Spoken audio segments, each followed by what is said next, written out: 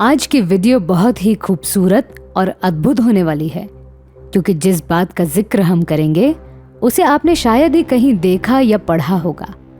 इस वीडियो में हम देखेंगे कि क्यों लोगों को ऐसा लगने लगा था कि खुद भगवान ने प्रकट होकर छत्रपति शिवाजी महाराज का रूप लेकर दुश्मनों को दिशा भूल या चकमा दिया। वीडियो शुरू करने से पहले एक जरूरी सूचना देना चाहती हूँ। इस वीडियो के जरिए हम अंधश्रद्धा का समर्थन नहीं कर रहे। इसके अलावा हम ये भी बताना चाहते हैं कि छत्रपति शिवाजी महाराज के गुरु कौन थे। इस विषय का इस वीडियो से कोई संबंध नहीं है। नमस्कार दोस्तों, मैं हूं आपकी अनामिका और स्वागत है आपका अपने चैनल में, जिसे कहते हैं Maratha empire the history TV, जहां मराठा साम्राज्य और महाराष्ट्र से जुड़ी बातों का जिक्र होता है। बिना वक्त बर्बाद किए सीधे टॉपिक पर आते हैं। वो किस्सा उस जमाने का है जब छत्रपति शिवाजी महाराज स्वराज्य फैलाने की गतिविधियों में लगे थे।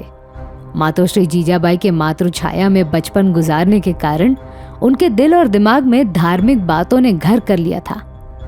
आपने हमेशा सुना होगा कि जीजाबाई महाराज को रामायण और महाभारत के पाठ पढ़ाया करती थी, पर शायद ही किसी को पता होगा कि जब छत्रपति शिवाजी महाराज बड़े हो गए तब कीर्तन और भजन सुनने लगे थे।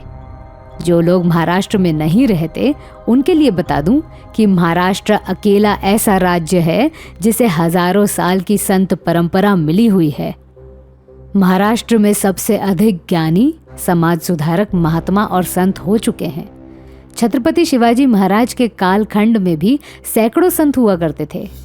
उनमें से दो संतों के नाम प्रसिद्ध हैं, एक संत तुकाराम और दूसरे समर्थ रामदास स्वामी।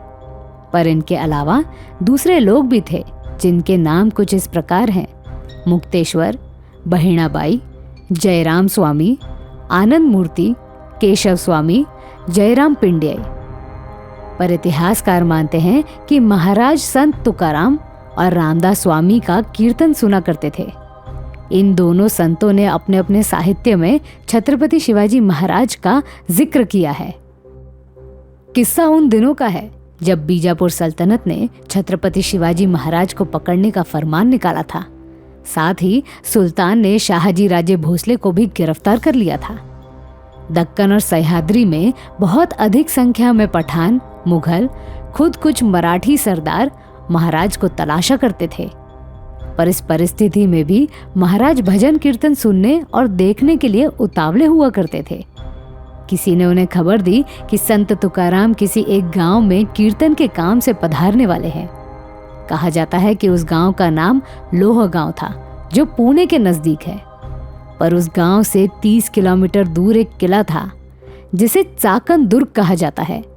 वो किला मुगल पठान सरदार के पास था।